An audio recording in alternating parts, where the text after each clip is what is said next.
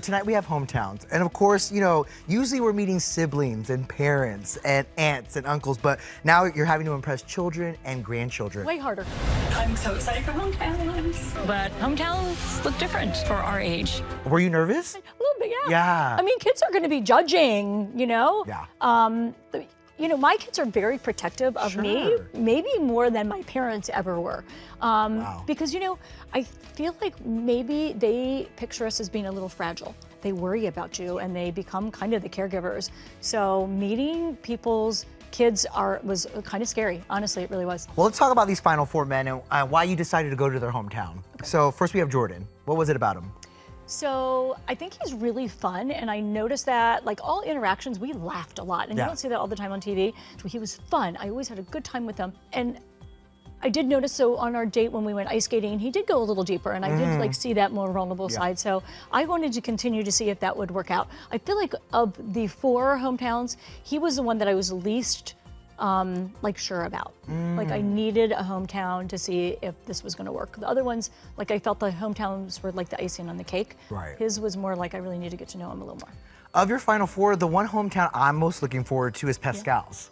So what is it about Pascal where you're like, you know what, I want to meet your family?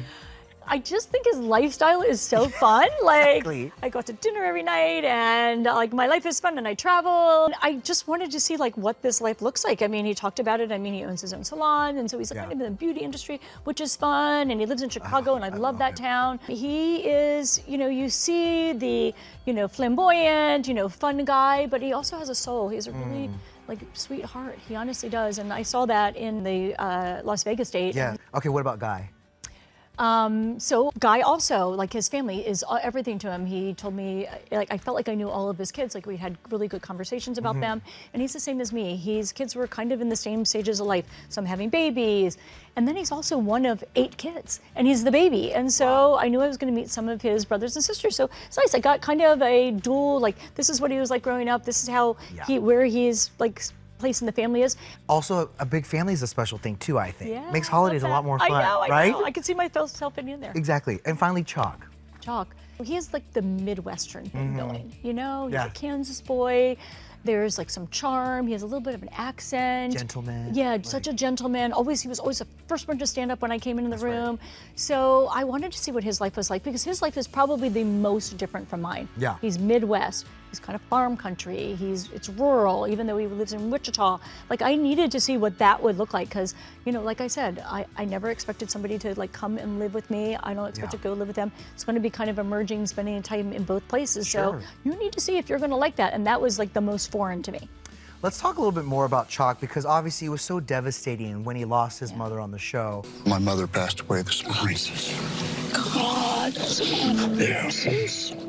I do think I need to go there and check on her husband. You have to honor your mother, and you have to take care of your family. Absolutely. And that's exactly what I would think you would do. A very similar situation with you and Gerry's season, probably the same bench too, right? Literally, the entire interaction was like a deja vu. We sat down on a bench just like we did with Gerry, and it was saying he was going home, and that really scared me because I know he kept saying, I'm gonna come back, I'm gonna come back, Yeah. but I knew I thought the same thing and never could. How thrilled were you though when you saw that he did come back? I was so surprised to see him. I certainly Especially didn't. about how quick. He came back in 2 days, so I was so surprised. Wow. And I knew that this was very expected, that he knew his mother was going to pass. He didn't think it was going to be during the show, and he had gone and stayed with her before he came on the show. So, you know, I think he was at peace with it, but he did come back really quickly. And when he walked up, I can't tell you, it just did my heart good. I mean, because he showed up for you. I mean, obviously. And I knew that. I know that's obvious, but at the same time, it's like, again, I'm sure it wasn't easy to make that decision to come back after 2 days, but he did it for a reason. I know. That was very flattering, and I knew that, and that touched my heart. I mean, we've seen it play out this season where a lot of people say, wow, this experience changed my life, you know? And they walk away even though maybe they didn't get to, you know, fall in love with you or be engaged to you. They feel like there's a part of them that's healed, you know? I know. In fact, you know, of course we have been falling in love with all of these men, and I want to talk through a few of them that you had to say goodbye to. Let's start with Charles because I was most surprised by him. Thank you, Joe. Okay, good luck. Thank you. Okay. You've changed my life. I love you. You too. I mean, when you first met him, did you imagine that he would be this breakout of the season? I didn't. Like, he was very reserved, and you got to think that he had some personality that they had seen in picking him, selecting him. So you automatically guess they have a really good story. But the way that it unfolded and what an innocent person he is at this point in his life was what, like, I think drew everybody to Charles. Like, you don't see that kind of innocence in a grown man. Yes. And it is just so endearing. Like, he just broke all of our hearts. We found joy in the things that made him happy. And when he was unhappy, we all cried with him. He's just such a special guy. I mean, I'll never forget the prom episode where he's calling his daughter, and she says to him, Are you having fun? Oh, yeah. Oh, you dance. I want to see you dance. I don't think I've ever seen you dance before.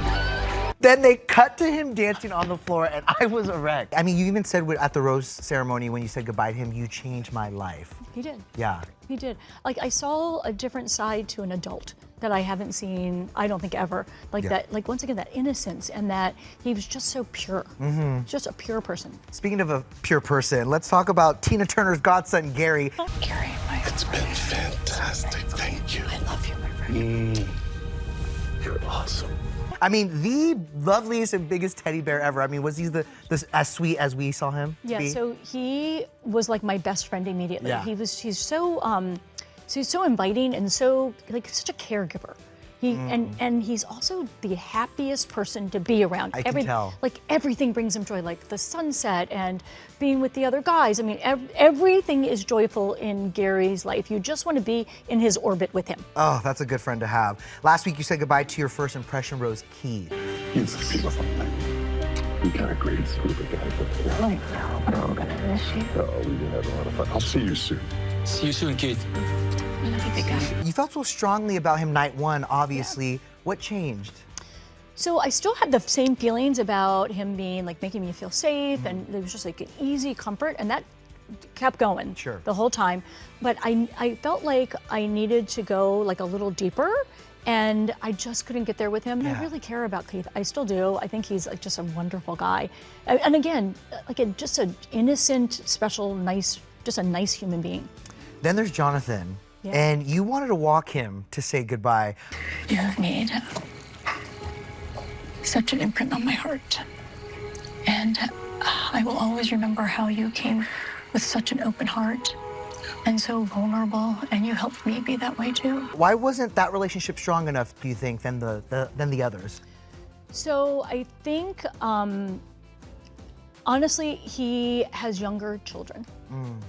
And that was a little bit of a sticking point for me because I know, like, I picture, you know, at the end, that it becomes a little bit of work for the couple, that they have to travel back and forth to see each other. You have to figure out how you're going to merge lives, if you're going to merge lives, but how you're going to make this work. Yeah. And I had a hard time picturing that with Jonathan because he has younger children and he lives in Iowa. And so that was, like, one of the very few people that he was still in a different stage of life than me. Finally, we have Kelsey's dad, Mark. I just don't know, like, what is missing. Like, something doesn't feel right. I wish this was gonna turn out differently. I'm gonna miss you, Joe. Gosh, I really was shocked by you sending him home, but obviously you had these feelings, you thought about it. Why did you decide to send him home before the rose ceremony?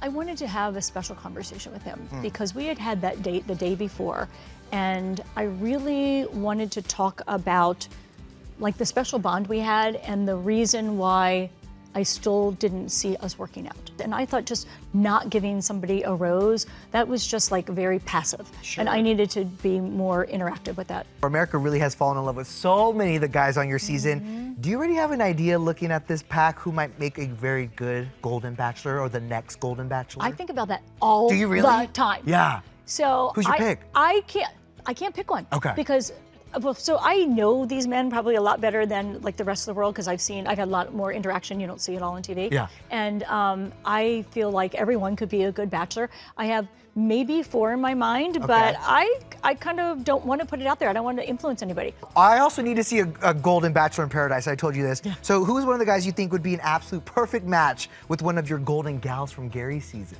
Well, I've already made a match. Have you been matching people up outside of the show? I've tried to. One is working. Ah! Who? And I have one that's about to happen. Joan. Yeah. Yes. Oh my God, Joan. You're a good friend. I'm sure the ladies appreciate that. Oh, you should see the texts I get from these ladies. I love it. So is this real? I'm not sure if he's ready. I hope we can make more big steps. I just want to make sure that you think it's worth trying. I thought by now I would feel more confident about them all. He's not going to pick you. Having my heart broken would be devastating. Like, could I leave here alone? What can we expect for the rest of the season? How about that? A lot of emotion. Sure. Some surprises that surprised me even. Yeah. I feel like the emotional journey as we go on gets more and more intense. Yeah. Which is expected, obviously, but there are definitely some twists and turns here.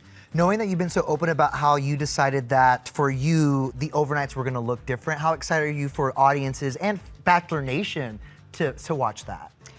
So like that was such a personal decision, and I knew that going in, and like I kind of broke it to my producer one day. We were taking a walk, and I go, "Hey, I got to tell you something. Like I'm not doing fantasy suites." And he's like, "Okay, well we'll figure out how to work that." Yeah. And I said, "I want no bed in the room," and you know I just couldn't picture having a physical relationship with more than one person. It's just not me. I'm not judging anybody else. Yeah. Anybody else who wants to do it, I get it, and especially these younger guys do it all the time. Yeah. Fine. It just wasn't what was right for me, and so I like just put that out there in the beginning, and I wanted to make sure that like going into the dates when we had the dinner, when you usually like take out the card and say, "Here, this is." Yep. I'm like, "Let me explain this to you because it's going to read a little differently. I'm not doing this, and if you're not okay with it, you're not my guy." It's your journey, your way. So, and you're doing it beautifully.